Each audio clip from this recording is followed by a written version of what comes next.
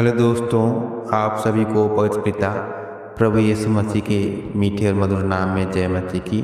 आज इस प्रार्थना सभा में आप प्रत्येक भाई बहन का स्वागत करते हैं और अपने YouTube चैनल ग्रेसफुल गॉस्पेल में आप सभी को आमंत्रित करते हैं और स्वागत करते हैं। उम्मीद रखते हैं कि आज आप सभी प्रभु यीशु मसीह के अनुग्रह में, उनकी दया में सही सलामत सुरक्षित हैं, इसलिए परमेश्वर का धन्यवाद करते हैं। आज के इस समय में एक बार फिर हम प्रभु यीशु मसीह के कुछ वचनों को लेकर के आपके सम्मुख में रखना चाहते हैं और प्रभु के वचनों के द्वारा अध्ययन और मनन करना चाहते हैं। सो आप ध्यानपूर्वक प्रभु के वचन को सुने। पूरा वचन सुन करके आप अपने मन में, अपने विचार में प्रभु को याद करते हुए प्रभु के नाम में प्रार्थना करें और आगे बढ़ें। सो आज के इस दौर में अगर देखा जाए तो कुछ बीमारियां हमारे जीवन में आती रहती हैं, कुछ समस्याएं हमारे जीवन में, हमारे घर परिवार में आती रहती हैं। ऐसा क्यों होता है? कई बार हम सोचते हैं कि प्रभु के नाम में प्रार्थना भी करते हैं, विनती भी करते हैं, उनके वचन को पढ़ते हैं और उनके भवन में जाते हैं, आराधना करते हैं, प्रार्थना करते हैं। उसके बाद भी हमारे जीवन में समस्याएं क्यों आती हैं, हमारे जीवन में बीमारियां क्यों आती हैं? ऐसे तमाम तरह के विचार, तमाम तरह की बातें हम सभी के मनों में उत्पन्न होती हैं। अगर प्रभु के वचन को देखा जाए तो बाइबल में एक घटना है जिसके बारे में आप सभी जानते होंगे।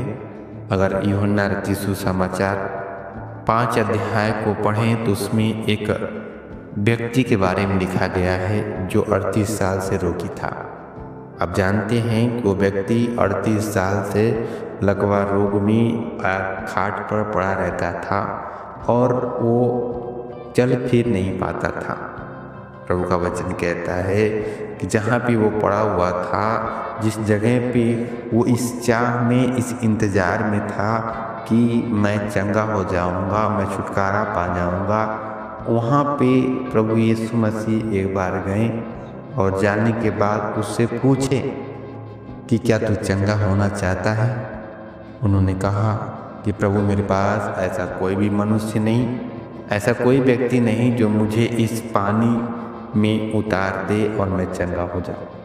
वह प्रभु ने कहा कि तू अपना खाट उठा और चल फिर। और प्रभु का वचन कहता है कि वो उसी समय चंगा हो गया और चलने फिरने लगा। जो 38 साल का रोगी था, जो 38 साल से बेड पर खाट पे पड़ा था, और प्रभु की एकमात्र शब्द के द्वारा, एक उन वचन के द्वारा वो चलने फिरने लगा। ऐसा क्यों हुआ? उसके जीवन में, वो 38 साल का जो रोगी था, उसके जीवन में ऐसी बड़ी समस्या, ऐसी बड़ी बीमारी क्यों थी? अगर उसी वचन को, उसी अध्याय के अगर हम लोग 14 वचन को पढ़े तो उसमें साफ साफ लिखा हुआ है।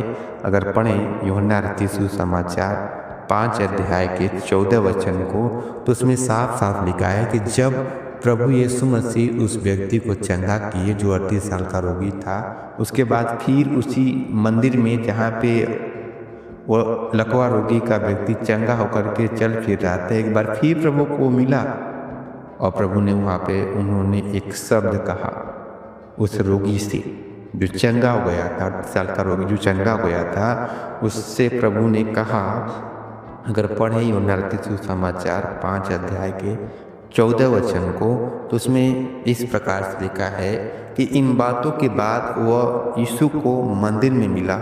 यीशु ने उससे कहा, देख तू चंगा हो गया है, फिर से पाप मत करना, ऐसा न हो कि इससे कोई भारी विपत्ति तुझ पर आ पड़े। प्रभु का वचन कहता है कि प्रभु यीशु मसीह उसी व्यक्ति को जो 38 साल से रोगी था, दुख में था, तकलीफ में था, खाट पे पड़ा हुआ था, जब वो चंगा हो गया और प्रभु जब उसको दोबारा फिर से मिले तो प्रभु ने कहा कि तू फिर से पाप मत करना, कहीं ऐसा ना हो कि इससे भी बड़ी विपत्ति तेरे ऊपर आ पड़े। यानी अगर देखा जाए वचन के अनुसार, तो जो रोगी 38 साल का था, वो रोग, वो समस्या उसके जीवन में कहीं ना कहीं उसके पाप के कारण, उसके किए हुए गुनाह के कारण था। इसलिए प्रभु ने कहा कि फिर से पाप मत करना। प्रभु का वचन कहता है कि प्रभु ने उनको निर्देश दिया, उनको एक चेतावनी के रूप में उस 38 साल के रोगी व्यक्ति से प्रभु ने कहा कि तू फिर से पाप मत करना। यानी उसके जीवन में जो बीमारी थी वो बीमारी पाप के कारण आया था। कई बार हम भी समस्या आने पर, बीमारी आने पर सोचने पर मजबूर हो जाते हैं कि ऐसा क्यों, हम प्रभु के नाम में जुड़े हैं फिर भी ऐसा क्यों हो सकता है। हम कह नहीं सकते मगर हो सकता है कि हमारे गलती के कारण, हमारे गुनाह के कारण हमारे जीवन में समस्याएं आ रही होंगी। आपके जीवन में जो लाइलाज रोग है, बीमारियां हैं, हो सकता है जाने अनजाने में सही जो गुनाह आपने किया, जो पाप आपने किया, उसी के कारण आपके जीवन में कुछ बीमारियां आ रही होंगी। हमें नहीं मालूम किसके कारण, मगर हो सकता है क्योंकि प्रभु का वचन कहता है कि जो 38 साल का रोगी था वो इसलिए रोगी में था कि वो ने पाप किया और उस पाप के कारण वो 38 साल तक अपने खाट पे पड़ा रहा। इसलिए प्रभु ने कहा कि फिर से पाप मत करना। अगर ऐसा नहीं होता तो प्रभु उस व्यक्ति से पाप के विषय में बात नहीं करते, मगर प्रभु ने उनसे कहा कि तू फिर से, यानी पाप जो किया था वो पाप प्रभु के द्वारा, यीशु मसीह के द्वारा अभी दूर हो गया है, फिर से पाप मत करना। कहीं ऐसा ना हो कि 38 साल के बजाय तू 70 साल 100 साल तक ऐसे ही पड़ा रहे। इस वचन के अनुसार हम अनुमान लगा सकते हैं, हम इस पर विचार विमर्श कर सकते हैं कि कहीं न कहीं कुछ समस्या, कुछ बीमारियां जो हमारे जीवन में, हमारे बाल बच्चों के जीवन में, हमारे घर परिवार के हर एक सदस्यों के जीवन में जो आता है, हो सकता है कि हमारे गुनाह के कारण, हमारे पापों के कारण आ रहा होगा। नहीं मालूम मगर ऐसा हो सकता है। अगर ऐसा है, अगर आप चाहते हैं कि आपके जीवन में प्रभु की सामर्थ के द्वारा हर एक पाप मिट जाए तो आप प्रभु के सामने अपने पापों का अंगीकार करें और प्रभु से विनती करें कि प्रभु चाहे जो भी कुछ समस्या हमारे जीवन में है, अगर ये समस्या, ये बीमारी हमारे घर परिवार में, हमारे जीवन में अगर है तो हमारे गुनाहों के अगर कारण है तो प्रभु उसे हम मानते हैं, स्वीकारते हैं और हम पर दया करें।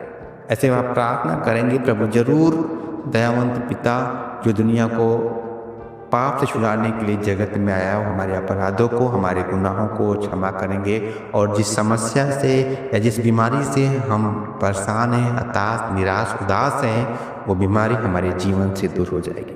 क्योंकि प्रभु का वचन कहता है कुछ बीमारियाँ, कुछ परेशानियाँ हमारे गुनाहों के कारण आता है। इसलिए आप हताश, निराश ना हो, आप सर्वप्रथम प्रभु के सामने अपने पापों को मान लें, अंगीकार करें कि प्रभु हमने जाने अनजाने में सही आपके विरोध में, आपके आज्ञाओं के विरोध में हमने अधर्म किए, पाप किए, हमारे अपराधों को, हमारे पापों को आप क्षमा करें। और प्रभु जरूर अपने सिफा बड़े हाथ को बढ़ा करके, अपने दयावंत हाथ को बढ़ा करके हमारे अपराधों को क्षमा भी करेंगे और हमें उस रोग से जिससे आप सभी परेशान हैं, हताश, निराश से, उससे भी छुटकारा देंगे। जैसे 38 साल के रोगी को प्रभु ने चंगाई किया, उनकी चंगाई के साथ साथ उनके अधर्मों को भी उन्होंने क्षमा किया और उसी कारण से वो 38 साल का रोगी जिस खाट पे वो पड़ा था, वो खाट उठा करके चलने फिरने लगा और अपने घर चला गया। वैसे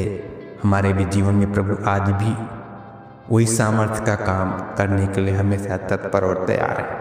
मगर उससे पहले हम अपने पापों को प्रभु के सामने जरूर मानें, अंगीकार करें, प्रभु जरूर दया करेंगे और जो कुछ बीमारियां हमारे आपके जीवन में हैं, आपके घर परिवार में हैं, उस बीमारियों से प्रभु छुटकारा देंगे।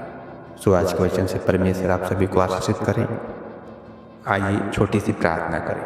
पवित्र पवित्र पवित्र पवित्र सेनाओं के यहोवा परमेश्वर, अनुग्रहकारी दयालु परमेश्वर, महिमा को परमेश्वर प्रभु जी, प्रभु नहीं मालूम पिता परमेश्वर कि हमने कौन से पाप गुनाह किया प्रभु, जाने अनजाने में सही जो पाप हुए, अधर्म हुए प्रभु, उन पापों गुनाहों को, अधर्मों को प्रभु हम मानते हैं, स्वीकारते हैं कि आपके विरोध में, आपके वचन के विरोध में, आपकी आज्ञाओं के विरोध में हमने अधर्म किए प्रभु।